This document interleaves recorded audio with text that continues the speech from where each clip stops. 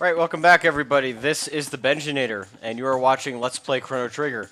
So, you might be wondering to yourself, what exactly are we doing in Prehistoria? Well, there are a couple of specific reasons. First of all, let me show you the menu for a second, because there are a couple of important things to just point out before we go on. First of all, switch my party. I got Marley and Robo my party, and as you can see, they are actually all wearing ruby armor. And you might be wondering, where exactly did I get this ruby armor? Why is it important? Well, if you actually go to the trading hut, the place where we got all those nice goodies before, they actually have a new type of item. And, well, that type of item happens to be the ruby armor that we actually picked up. So, yeah.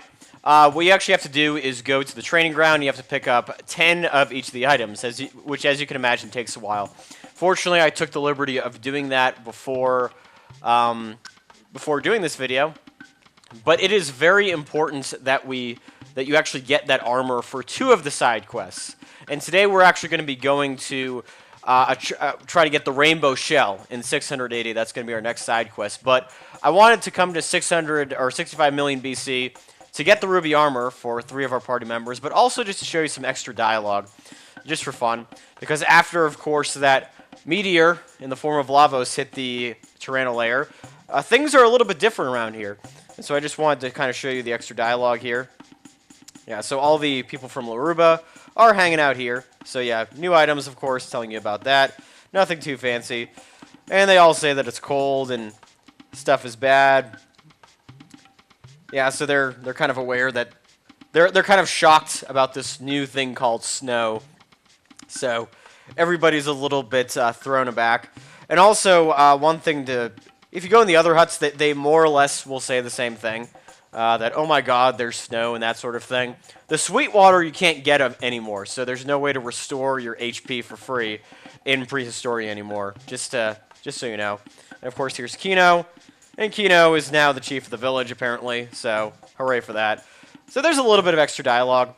And there is one more thing up here, actually. If you go to the Laruba Ruins, there's something special that I just wanted to point out to you guys. And by the way, I happened to steal the most useless item in that last video, the Aussie Pants. If you put it on, it's a helmet. It'll increase your defense by a little bit, but it will permanently give you Confuse and Lock, which you do not want. So, Slasher 2 and the Flea Vest are a lot better. I kind of screwed up on that one. So yeah, there's this new here, and so he actually will allow you to change the name of whoever is in front, whoever's standing in front of your party. So in this case, it's going to be Crono, but if you wanted to do it with somebody else, that's fine too. So now that you've saved Crono, you brought him back to life, anybody you want can lead the party. So this new, he goes back to sleep, but the first time we talk to him, he gives you a stone, which is the Silver Rock. And so all these rocks that we're collecting, I will show you what they do later. What you really have to know is that they do triple texts. So triple texts that take place between various party members that do not involve Crono. And it's actually pretty easy to figure out which party members you need to activate each rock. But that's something I'll probably be showing in the last few videos of this LP. So anyway, now that I've shown you a little bit of what's in Prehistoria, now what we want to actually do is go to 600 AD, so I will meet you there. Alright, here we are once again in 600 AD, and so this is a new place. Actually, let me just show you on the map. This little continent right here in the lower east side, I guess, this is a place that you can only access with the Flying Epoch. So this is a new little village. I forget exactly what the name of it is. It's, yeah, what is it? Yeah, Chorus, okay. And we'll be checking out this town in a little bit, but for now, what we actually want to do is go to the cafe. There's another side quest where we'll be able to explore this town, so if you're concerned about me talking to the villagers, I'll make sure to do that, but the person we want to talk to is Toma right here. So you get Crono in your party. He says he finally got the rainbow shell. Oh, he wants us to hold on to something? He seems like he's trusting us pretty nicely. So we get Toma's Pop. Yes, just soda. No alcohol in it whatsoever. Your gravestone, okay. Interesting. Alright, so, yeah, it is pretty morbid, dude. No offense. So actually what you want to do is you're thinking to yourself, well, his gravestone, he's not dead yet. He's not dead now, but he is dead in 1000 AD. So what you want to do is get into the epoch and go to 1000 AD. Alright, so here we are in 1000 AD, in the land, of course. And so Toma, of course, said he's got a lead on the Rainbow Shell, and to apparently pour, I guess, booze on his grave. They say it's pop, but we all know for sure that it's actually alcohol. So, what do I do to go to his grave? Toma Levine. It's a good last name. Made it to, I guess, well past 30, which is pretty good. So now what you want to do is Chrono. I believe you have to have Chrono in your party to actually do this. I'm not 100% sure. Is you got to pour that hooch on his grave, and oh my God, it's Toma. Yeah, it's only been about 400 years. All right, it's located the Rainbow Shell. All right. Okay, the Giant's Claw. All right, so he's apparently found out where this is located. That's pretty cool. So there it is. And you can actually go there if you want without doing this whole mess, but it doesn't show up. Like if you walk up to the mountain, it just comes off as nothing. So, yep, mini beasts. All right. Apparently he's been waiting around 400 years for us to do that. Well, yep, we sure are. God bless Toma. Anyway, so now you want to go back to 600 AD to check out the Giant's Claw. So I'll meet you there. All right, here we are back in 600 AD, and here is apparently the Giant's Claw. And for some reason, 400 years is enough to make this island disappear, which is weird, but we'll just go with it. So here we go. Going for the Rainbow Shell, going for the Giant's Claw. Oh man, it's familiar music, isn't it? So, we've ended up in this strange cave with eerily familiar music. Okay, so apparently no from Toma. It's talking about holes. So this is actually something that you want to keep in mind when you do this dungeon. It's been a little while since I've done this one, but... Oh, wait a minute. Wait a minute. This does look familiar. Yep. Hey, ladies and gentlemen, boys and girls, this is the Tyranno lair. 65 million years later. Yeah, once Lavos went down in that crater, pushed it all the way down. And for some reason, those torches are still lighting. But I'm not complaining. We got to hear this great music again. Oh yeah. Back with a vengeance. And look, our friends the dinosaurs are back. So, these beasts may look familiar, but they're actually a little bit different. They're stronger. You got the Gigasaurs and the Leapers. So, do you remember how we deal with these guys before? We use lightning too. That's the best way to deal with it, is to lower that defense.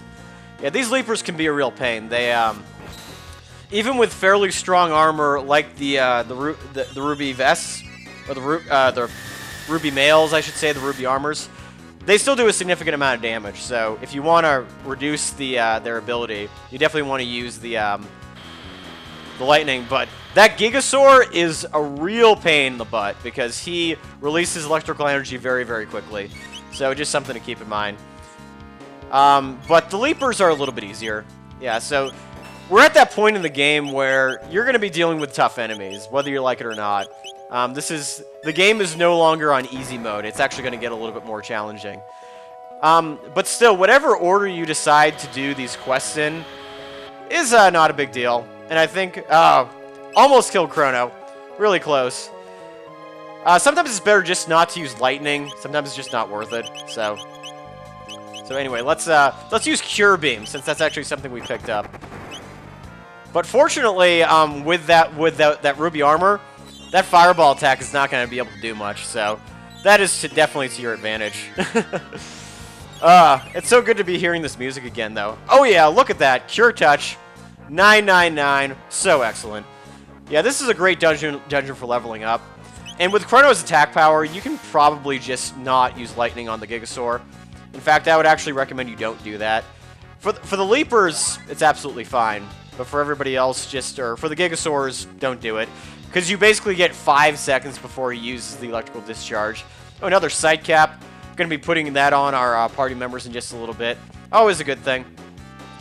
So, yeah, later on there are going to be some holes that you want to go down. Remember those trapdoors from last time? Well, now we're going to be using them for real. So, just something to keep in mind. Okay, so yeah, this is, that's a way out from before. So, later on when you want to exit this dungeon, that's one of the shortcuts, the way out. I'm still trying to mentally remember how to navigate this dungeon.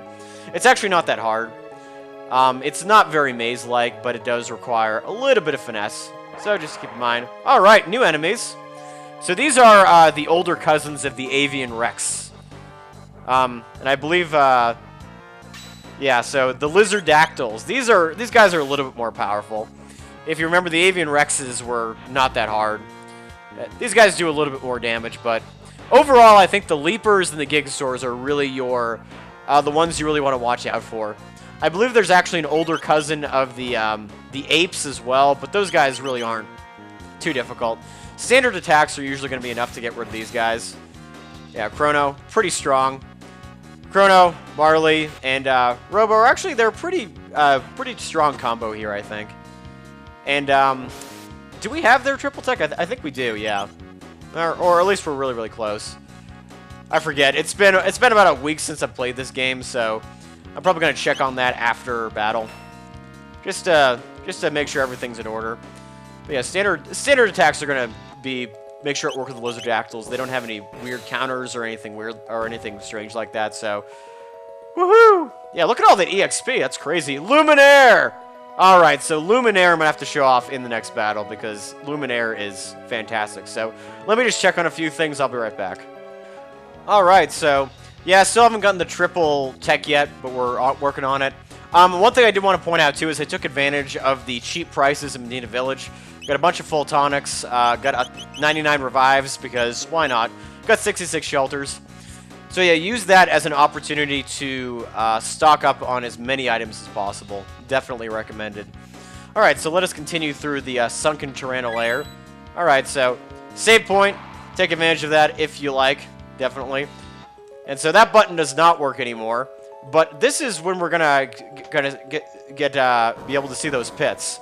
So normally, oh man, that poor cat. That is really depressing, but you actually want to follow that cat down. It'll take you to the next part of the dungeon. Otherwise, you'll be stuck. And so this one, which button do you push? Oops, that was definitely the wrong button. So I'm going to take care of these runners. And actually, I'm going to show this battle. I'm going to unleash the power of Luminaire because it is that awesome. So this is the ultimate lightning spell for Crono, which is pretty fun. Check this out. Oh, yeah. Woohoo! It's 20 MP, but it is well worth it. Check out that damage that's going to be done. Oh, yeah. 1,600 damage. Wipes them all out. You want to use that sparingly, but it is absolutely totally worth it. So, hooray. Hooray. Go Chrono. Alright, so I think that's most of the enemies here. There still might be some, oh, a tab. Nice. Power tab. Alright. Always can use one of those. So I don't think any of these buttons actually work here, because you know when the meteor hit the Tyranno lair, it really kind of messed with the, I guess the architecture. All right, another tab over here, another power tab. So yeah, I'd probably use both those on Chrono. Why not? Make him super powerful. His hand-to-hand combat is excellent, so why squander it? All right, a full leather, never a bad thing. Yeah, so this dungeon is actually fairly straightforward. It's not very maze-like. But, oh yeah, one more type of new enemy. And that, of course, is going to be the new type of apes. The fossil apes. So, these guys are a little bit stronger. But they don't have any weird counterattacks, I don't think. Oh, no, they do. Yeah, they toss you. So, I think it's kind of worth it to use techs if you've got them. Yeah, and actually, because if you attack these guys from a distance, like if you attack with Marley, and they're too far away, they will not counterattack. So, that's always kind of nice. Let's use Ice Sword too, why not? Let's have some fun. But now that we got Luminaire, that is also something that if you ever want to use, is definitely a good choice. So, oh yeah. Woohoo! Hits both of them. Almost 2,000 damage. Yep, too far away to counterattack. And Robo finishes them off. Oh yeah, making progress. Yeah, 1,000 EXP per battle. That is awesome. Yeah, really good. So Marley and Robo are getting fairly close to their ultimate techs. Chrono's already got to his. So, alright, another battle. 2 Leapers and an Ape. Let's take these guys out. Alright. Took some damage in that battle, but we're still going strong. And here is another treasure chest. Blue Rock. Awesome. Another triple tech, non-Chrono style. Alright, so we are making our way through the Tyranno lair once again. Giant's Claws, it's called, to search for the Rainbow Shell. But will we be able to find it? What dangers lurk ahead? Find out in the next episode of Let's Play Chrono Trigger. This has been the Benjinator. Thank you guys for watching, and I will see you later.